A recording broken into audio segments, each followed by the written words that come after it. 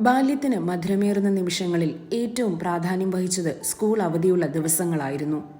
യാതൊരു മടിയും കൂടാതെ, ആരുടെയും വിളികൾക്ക് കാത്തുനിൽക്കാതെ അവധി ദിവസങ്ങളിൽ അതിരാവിലെ എഴുന്നേൽക്കാൻ ഒരു പ്രത്യേക സുഖമായിരുന്നു.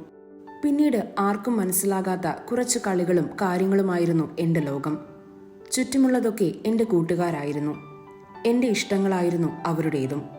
അവരോട് കഥകൾ പറഞ്ഞും പാട്ടുകൾ പാടിയും അവർക്കായി പാചകം ചെയ്തും അവരോടൊപ്പം കളിച്ചും ചിരിച്ചും ഇണങ്ങിയും പിണങ്ങിയും ഞാൻ ചെലവഴിച്ച ആ നിമിഷങ്ങളത്രയും ഒരിക്കലും തിരിച്ചു കിട്ടാത്ത ഒരു കാലത്തിന്റെ അടയാളപ്പെടുത്തലുകളായി ഇന്ന് അവശേഷിക്കുന്നു.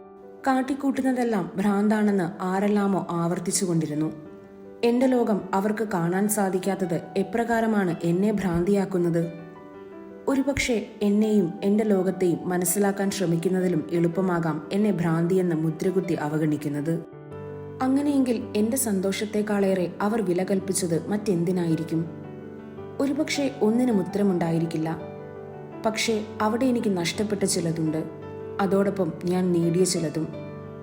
അതുകൊണ്ടാകാം ആ തിരിച്ചു കിട്ടാത്ത കാലത്തിന്റെ അടയാളപ്പെടുത്തലുകൾക്ക് ഒരു വാശിയുടെ ഗന്ധമുള്ളത്.